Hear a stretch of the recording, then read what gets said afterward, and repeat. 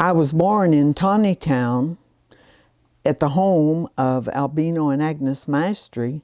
My parents were Fern Haney, who lived in Elm Springs, and she married Bill Fiori from Tontitown. When I was very young, my mom and dad both worked at the Perona canning factory. Then my dad became a tile setter, terrazzo, tile, whatever, and he traveled, so he was home mostly on weekends. And my mother worked as a waitress for biggest part of my life. And then at one time she was a bookkeeper for the Perona Feed Company, which was there on the corner of Barrington and 412, Highway 412. My mother was a waitress, and at one point, many years ago, she worked for George and Alma Hartman.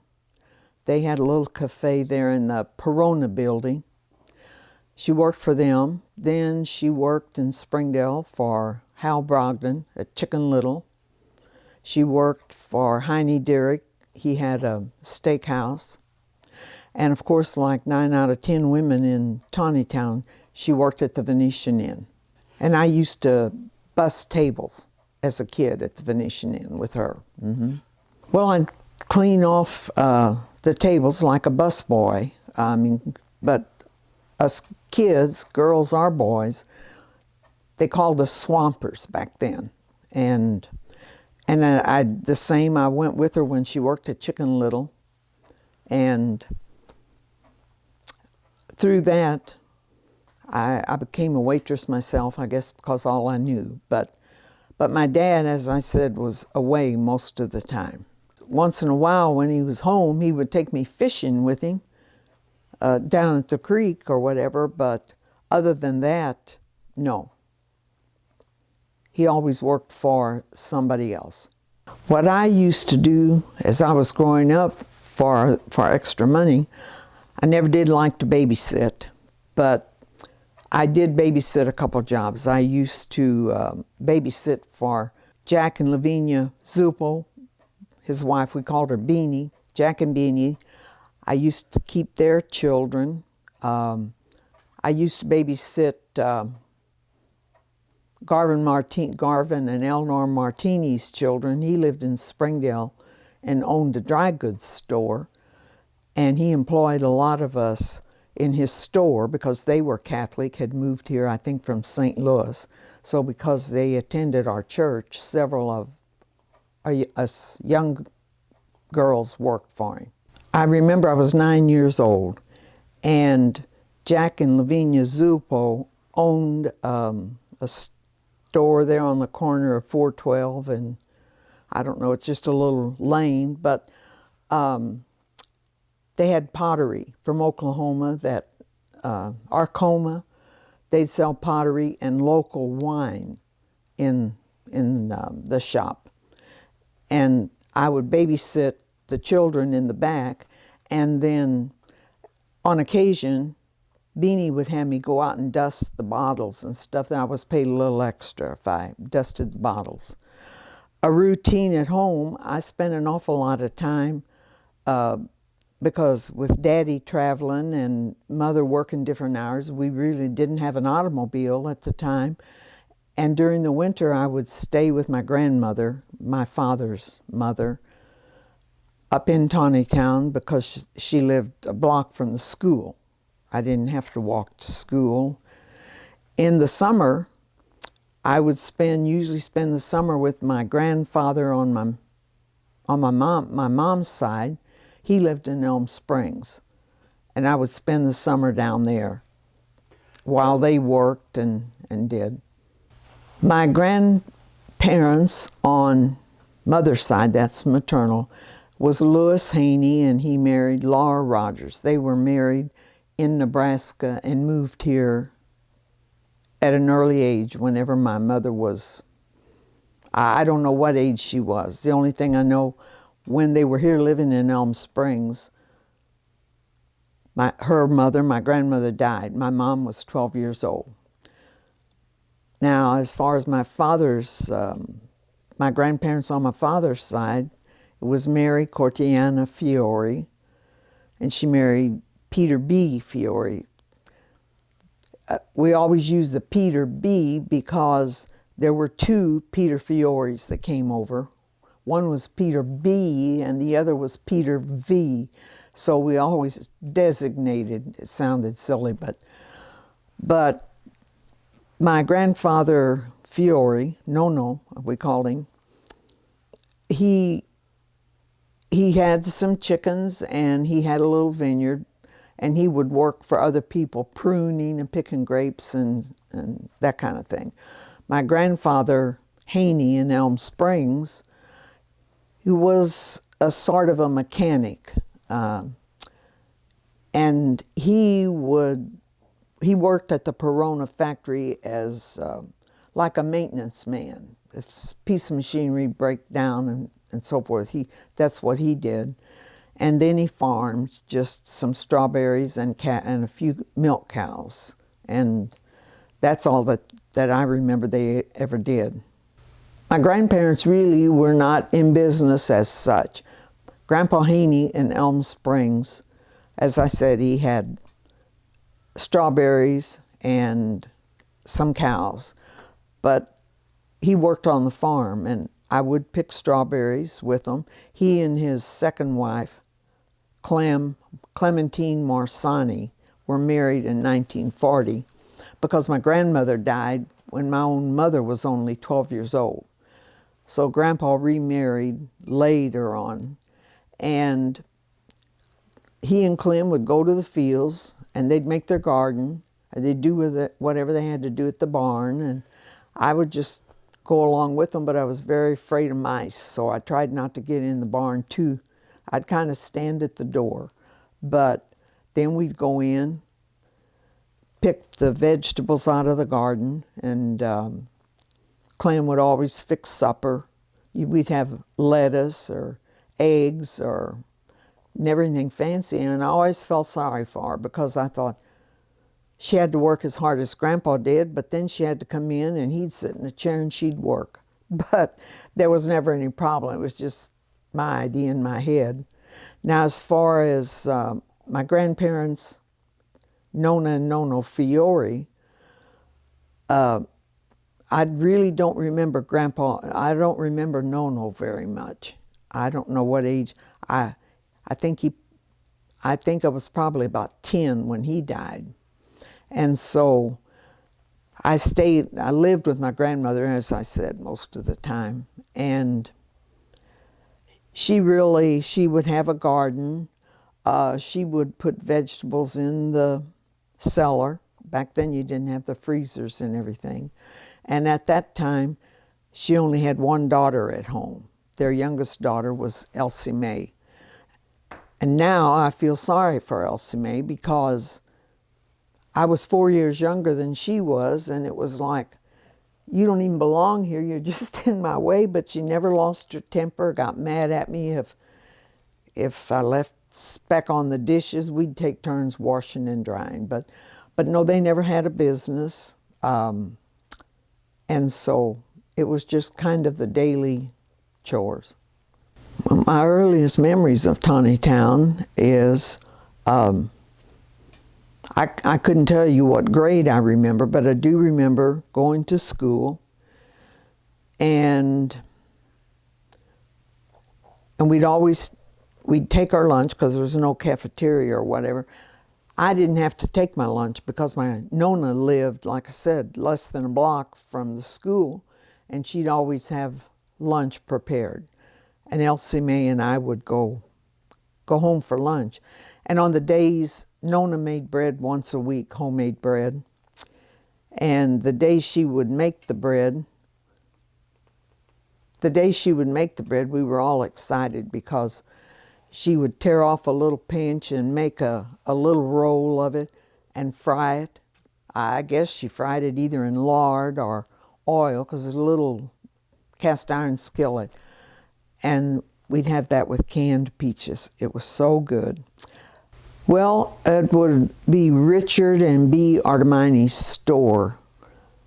In the very beginning that I remember, they were on the south side of Highway 412 in that Perona building. Of course, it didn't start out Perona building. I think a Penalto owned it, so you'll probably hear references.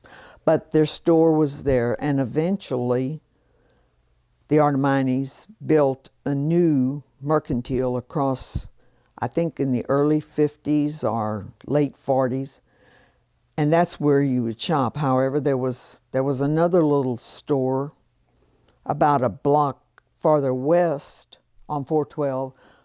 We called it Claude and Emma's. It was Claude Marsani and his wife Emma. They had groceries, not a lot. The Tontitown Mercantile had better, larger selection and so forth. But remember shopping there. And of course, we always had Mr. Millar from day one. And you've heard all the stories about him. My dear, here is a piece of candy for you. And we knew when we got there. But again, I was always afraid to go too far into the store. It was dark and the lights would be over here, but there'd be a strings hanging from the ceiling, draped like this. And depending on which string you pulled, where the light was going to come on. So I was always afraid to get too deep in the store because I didn't know if it was going to stay dark or what. But we'd buy, well, he had lunch meat too. Sometimes some of the kids from school would run down and get a sandwich at lunch. But God bless him, when you got there, the cat was always on the scale. He'd have to shoo the cat off the scale to weigh the meat, and it didn't look too good. But he was a very generous man, and he took care of all of us. And I guess, well, the exception, there were a couple of beer joints, taverns today, and that's where the local guys would meet after work, have a beer, and then go home. That's the only stores I remember. To my knowledge, there were never any in Tontitown except Woody's. Well, Woody's was more like a little tavern, but they did make hamburgers, but we didn't go out. I mean, our parents didn't go to restaurants. First of all, not a lot, but some of the parents had no vehicles. And if you did have a vehicle, you didn't waste your gas running out to eat someplace. It was just like you just didn't go.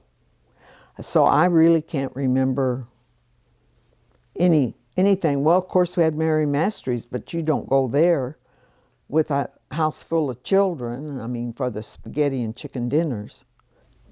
There used to be a home, right now it's on Taldo Loop, I'll make reference to that, but it was south of Tontitown, about a mile on Barrington, and then to your left, there was a little side road, and that home was owned by the Sabatinis. It was a 2-story house, and we rented and lived there for many years, and at that time, it was just a half a block from Mary Mastery's home, restaurant, and my mom worked for her, and of course I'd go down and snoop around, but then we also lived in a home on Highway 412, if you know where the Jean Penalto family home is, which is about a half a mile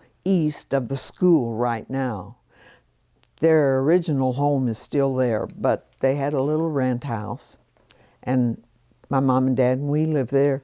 My parents built a home when I was 12 down on South Barrington, about a mile. And of course, it was gravel road, and you talk about riding your bicycles or this or that. There really was no good place because of the gravel, and then of course I lived with my grandma Nona, and then lived in Elm Springs with my grandpa and Clem. Well, a typical day at school for grade school for me, it was kind of funny because a few years ago, several of us interviewed our older residents to see how things were back in the day. And most, all of them, especially the men, complained about the nuns. You know, they were so mean. Well, I never witnessed that. Maybe it's because we behaved. I don't know, but we had nuns, and there were probably at least 3 classes in each room. I graduated ninth grade with 4 people. It was Francis Franco, Lloyd Barriola, and Lester Chola, and myself. 4 people. And 3 of us went to high school. Lester never did go. That's off the track. I shouldn't have said that. But you, and what I liked about the school was those of us girls, as we got older, and of course it was the Sisters of Mercy teaching us, and they lived in the convent next door. And so after we get in school and get started, they'd select 2 or 3 of us each day to go over to the convent. After they had had breakfast, they just left their plates right there on the table. There never was a drop of food on them. It was always amazed me. They dipped out just what they ate. But we'd go over and gather the plates, and we'd wash and dry them, put them up, clean up for them. And so we were always glad to get chosen to do that. And then when it's recess, well, you go to the bathroom and do whatever. On lunch hour, we always brought our lunch, and we'd go out back. There were some large shade trees. I don't know if they were walnut or what they were. Anyway, we'd sit under the trees in the shade and eat our lunch. And I remember one, like I said, we always got along good with the nuns. However, I remember one nun, Sister Bernadine, sweet as she could be, but on Friday afternoons, we'd cut a couple of the classes, and she would teach us to crochet. And so she was showing me, and I was making a little baby bib out of that nylon-y thread because my mom was expecting a baby. And so she was showing me how to do, and I had it about halfway through, and I don't know, some reason or the other, she fussed at me about something before we went out for lunch, and it made me so doggone mad. I just took the bib with me, took the whole deal, and as soon as I had my sandwich, I sat and ripped every stitch out. And I remember it was Rita Piazza with me, and I don't remember who else, but it was like, don't tell Sister that I did this, because, well, it wasn't 20 minutes, we're back in class, and she called me up, and she took care of me. She didn't whip me or anything, but man, I wish she would have. But it was like, I don't know who you think you are at 10, 12 years old, but that was an incident I'll always remember. But we used to sit under that. There was a big walnut tree, big shade. We sat under that a lot. And that one time, the boys could play ball because there was a little ball diamond there for them. And some of us girls, we were up probably 7th or 8th grade, we were sitting on the ground watching them. And Sister Quintilla, I remember her, she came down and she just fussed us over because ladies don't sit like this, and these boys are out here and blah, blah, blah. And so she shooed us all back up to the school. I remember that about going to school. At that time then, we lived on Barrington, and I would ride the school bus from, I can't think of it was a J-Row, I think, that drove the bus, and he came from Elm Springs on up the hill and picked up several of us. It did stop at my house. And back then, I guess it stopped at every house. Of course, the houses were not close together, but we'd ride the bus.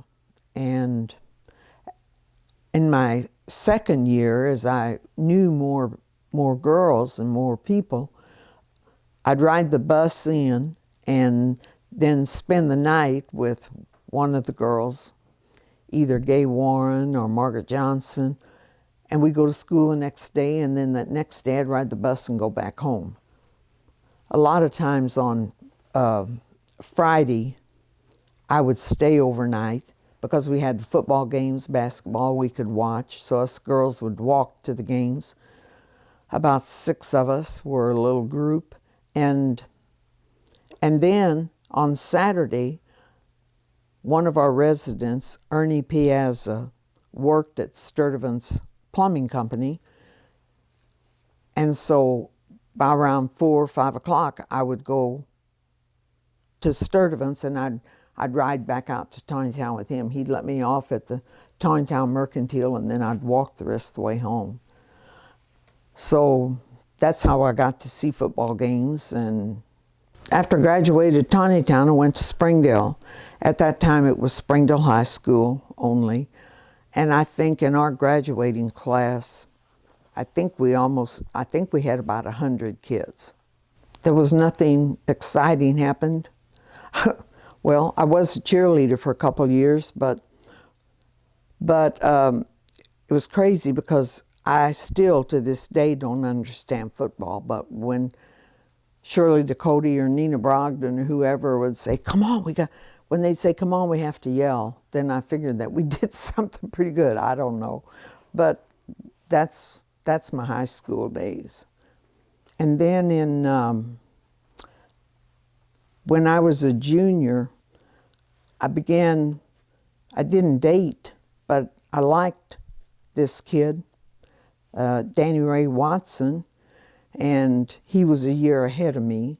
And we didn't date because, well, he wasn't driving at the time. I guess he was driving, but he wasn't allowed to have the car. So we would just, on Friday nights when I would stay over with one of the other girls, the boys would walk us home back to the girls' house, and then we'd all stay over together. And so you can't say I dated in high school, but I had a boyfriend that I saw during the day. And that's where it started. And I graduated 12th grade. I did not go attend any more school.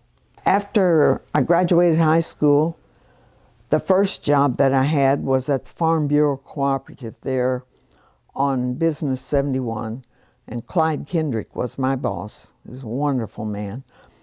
And I guess I had a connection with him because a lot of the farmers out here would buy not chicken feed because they use their big companies for that, but buy grain and stuff for the cows and one thing and another. So he hired me, and I worked there a couple years.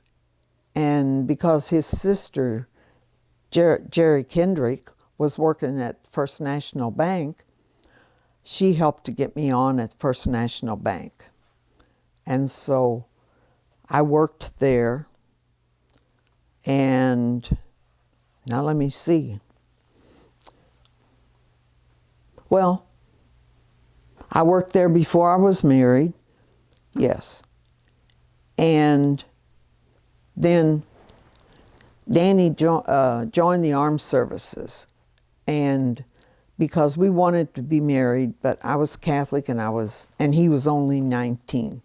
His parents wouldn't sign the papers for us to marry. So he decided that it was during the Vietnam, about to end, that he went ahead and joined the service, get that over with. When he came home, we were old enough to do what we wanted to do. So that's how that happened, and then we married in 1955.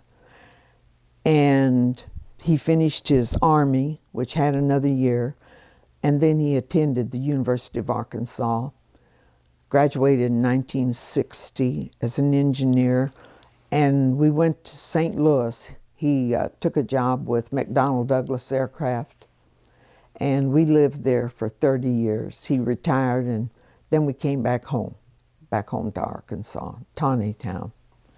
So that's how I got through all that. But I remember at the bank, Mr. Moore was the president, and he was just really the nicest man and made you feel welcome.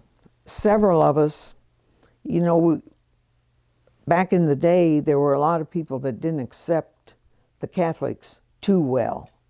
And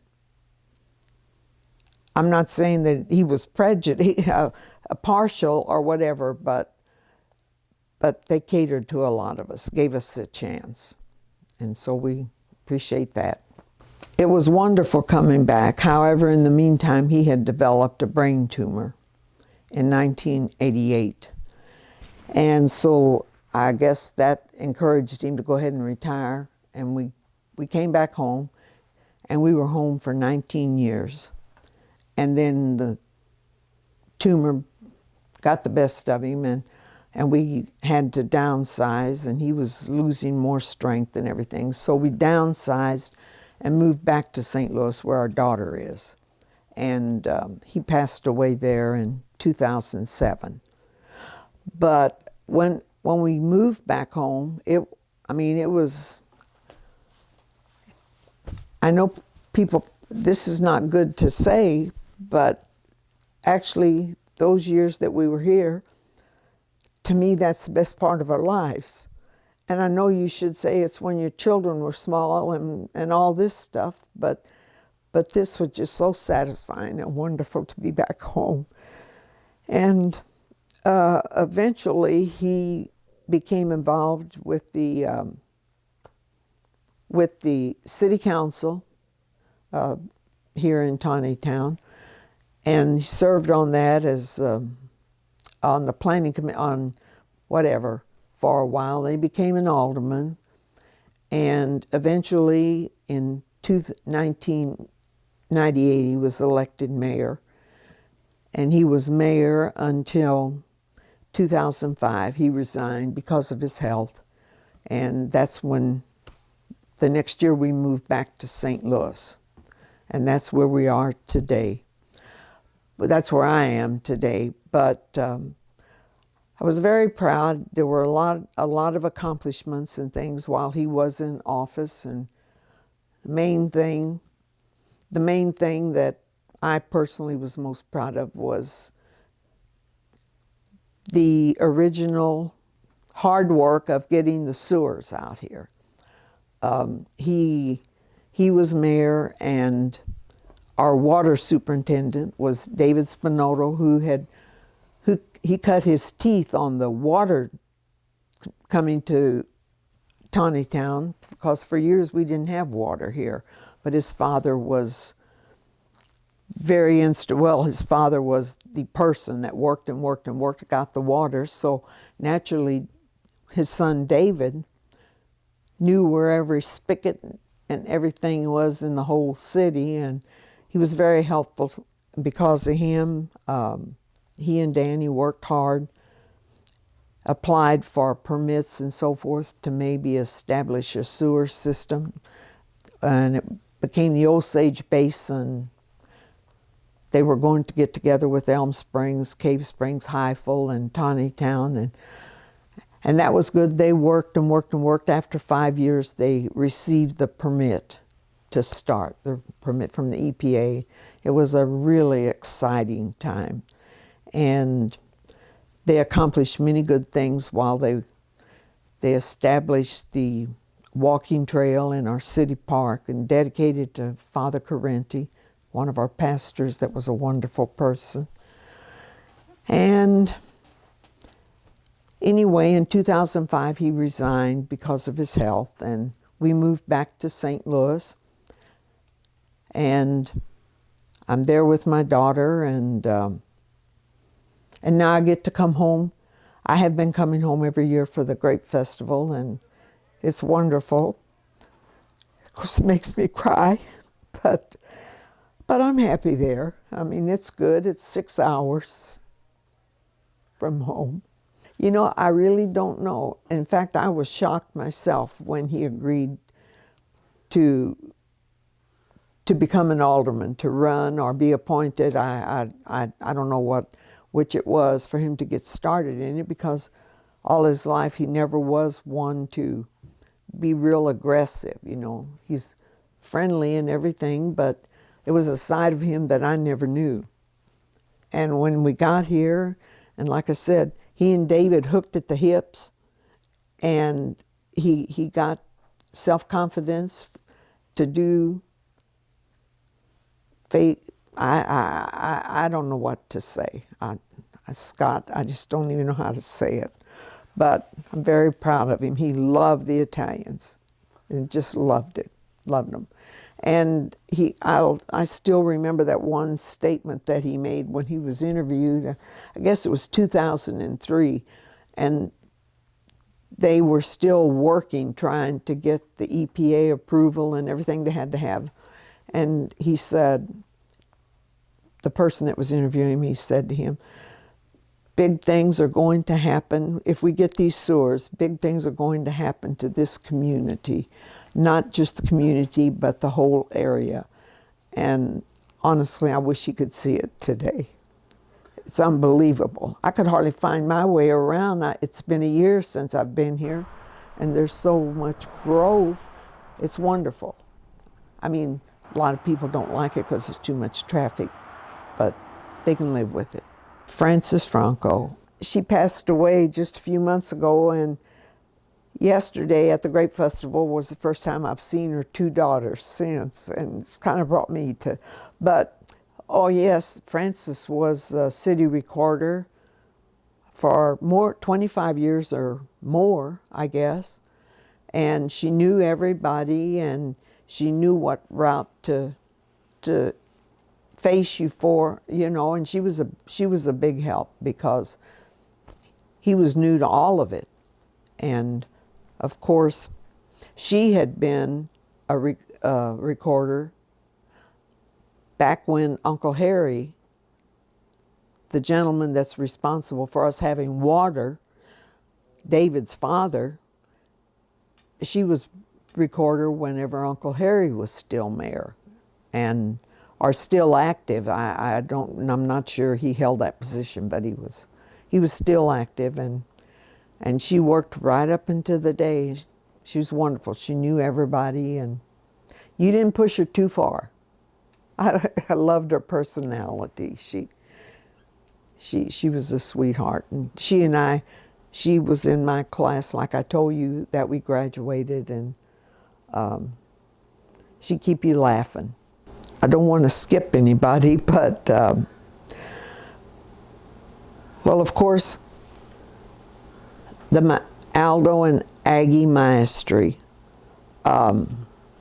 She kept me a lot when I was after like 8, 9, 10, because she just lived down the road a little bit from the school, and I'd go there after school if I was going to go home with Mother and Daddy.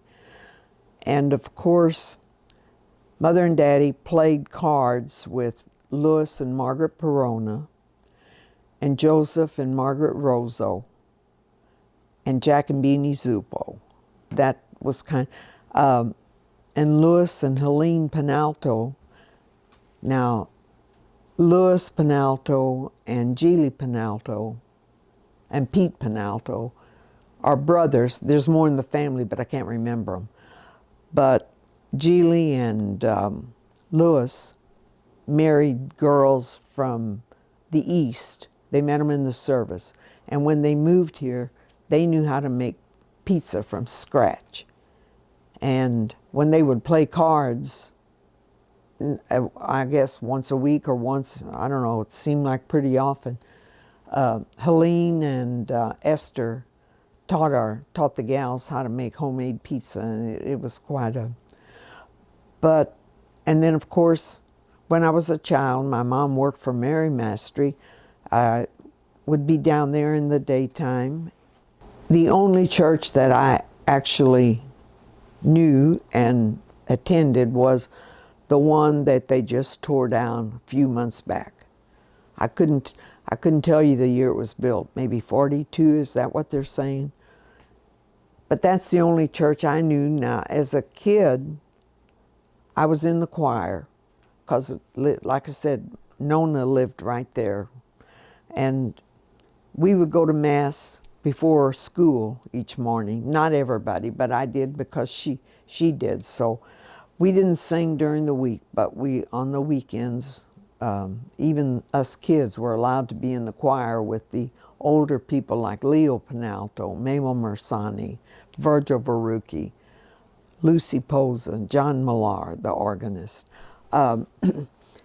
So we'd go, and my Nona had the little pew that she always sat in. It was just, usually our side pews seat 3 people, but hers and a few more were shorter because they were next to a radiator. They had to be cut shorter and I would sit with Nona there were place for 2 people. And of course we had different priests come and go, and we'd sing during Holy Week. For Easter, there'd be a practice, and back then it was in Latin. I didn't have a clue what we were doing, but that, and then of course, we were married in that church, and our oldest daughter was baptized there. But, my husband was a convert, I started to say, but he wasn't baptized there. He was baptized while he was in the service. So I have good memories of the church, but it was sad to see it go, but it had to be, I guess. When I was growing up as a young girl, a teenage girl, what we would do every Sunday afternoon, we'd get together at one house or the other. And of course, it was all dirt roads. And we would walk. Whoever lived the closest together would start it. And we'd gather and we'd walk this way. Then we started with Mabel Jane Zulpo, and then come on down and get me. And then we'd go to the left and we'd get Lou Ellen Penzo, and come back this way, we'd pick up Connie Franco. And then a little more, we get Barbara Verucchi and Francis Verucchi. And we'd just walk. We'd walk to a creek, or we'd sit around under a tree in somebody's yard, or we'd try to sneak a couple cigarettes from somebody's house, which mostly mine. Of course, my parents smoked from day one. And then we'd practice smoking and choke, and that was it. That's all we did. Now then, even in high school, the only people that had, Roy Franco had a vehicle, and Andy Penzo had a vehicle. So they'd make the rounds and pick up some of us, and we could go swimming, or in the wintertime we could go ice skate, but they each had a vehicle. And that was all there was to do. I mean, we didn't have TV, or we didn't know the difference.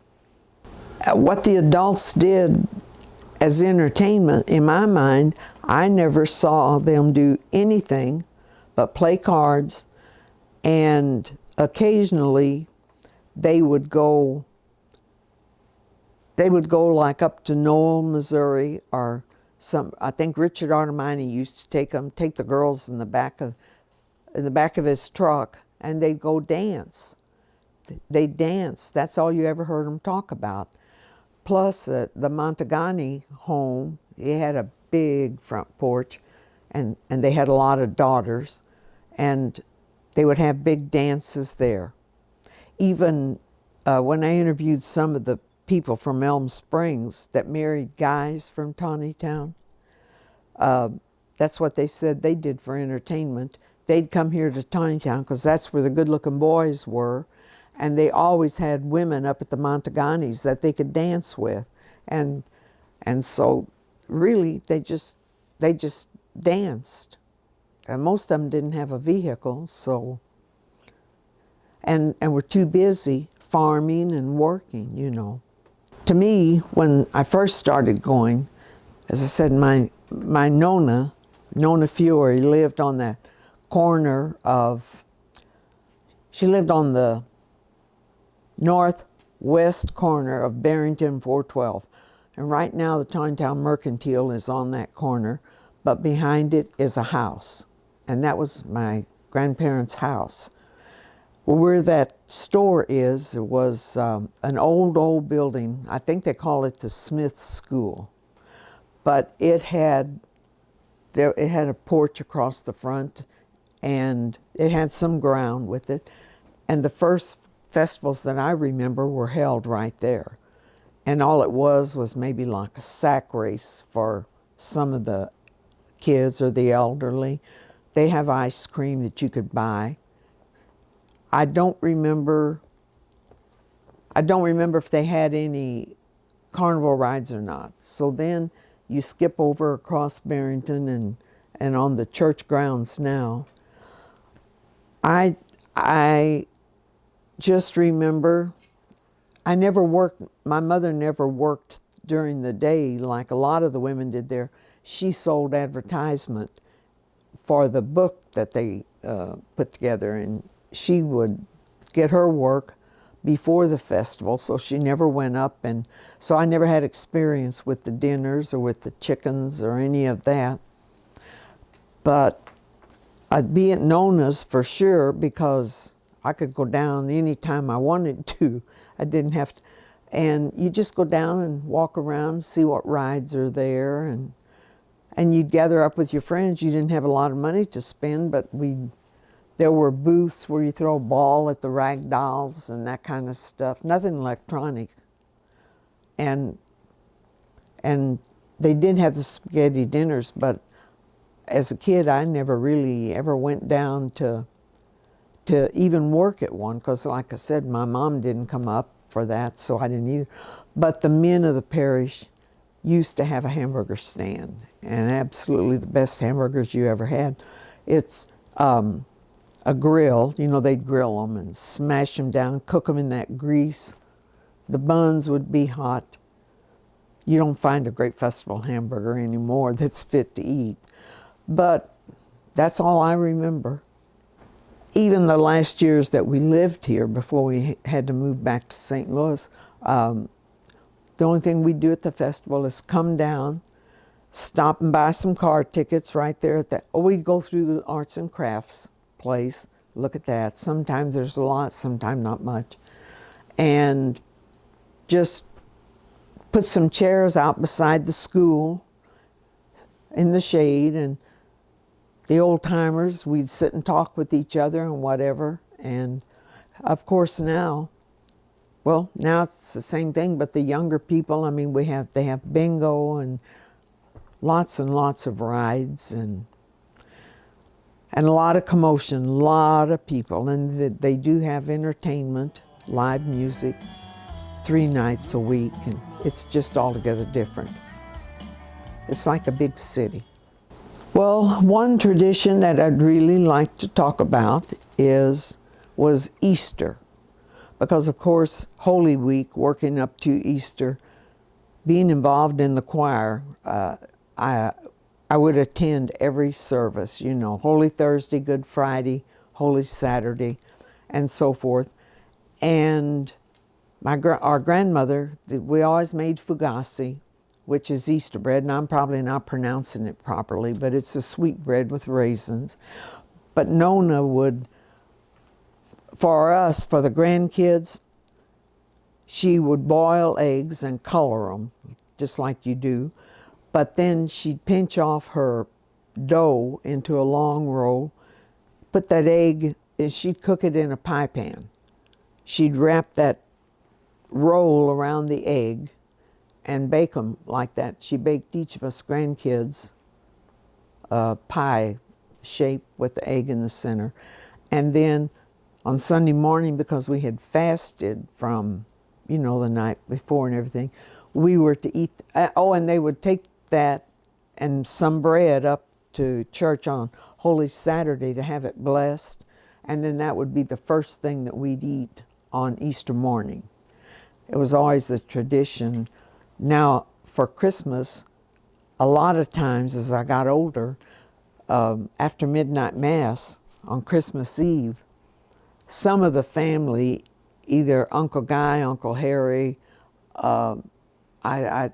mostly them, would have butchered, and we'd have fresh salami that they make. And so we'd go back to Nona's after church, which is early morning then, and we'd have breakfast. And I always remember, and I'll always miss that. But we don't do that anymore. Something that I'd like to mention, and it's, I guess I'm making a plea to the younger generation. We became, in the year 2000, several of us became involved with interviewing our oldest generation that were still living to see how it was when they came over and how they managed. And we have record of that. We still have paperwork. It's on, I think now most of it's on CDs, but a book has been written which has a lot of the, what am I trying to say? The family trees. I mean, in print goes way back. A girl, a descendant of the Maestri family, Jan McQuaid, had a lot of literature for us. And we've talked about it, that just feel like the kids who are in their late 40s, early 50s right now would just wish that they would go through, and of course I guess that's what you're doing too. That was silly for me to say that, but we need knowledge from them. I mean, you take, well, let's say like my cousin David. When he was a kid, I have no idea what it was like at his house. He farmed, they had chickens, I guess they had grapes. I don't know what they did, but it would be different than the Penalto twins over there, Ronnie and Donnie. They had dairy, and their jobs before and after school were a little bit different than this other family. And I just wish that someone would really get interested and work it. We need people to volunteer and to help do some things to keep us alive. Well, it's a hard question to describe Tontitown, because I have some friends in St. Louis, some people I was in a prayer group with, and their adult children were coming down to the university. And so, I'm always touting Tontitown. When you get down to it, to me, it's just the people. I mean, but maybe I feel that way because I'm one of the original people. I don't know how an outsider would feel coming in here. They have a lot of opportunity. I mean, there's lots and lots of people, friendly people, but when I want to indicate to some of my friends, you love it. Well, then my heart says they'll love it because I love it, because they're my people. So I really can't answer that question. I haven't been home for a year now, and I was on the picnic grounds last night, and I see people that some are close friends, others I used to work with them at the festival, or others I've seen them in town or stuff. Everybody's friendly and lovable, and that's what it does for me. But everybody's not as loudmouth and goofy as I am, but I just enjoy the fellowship.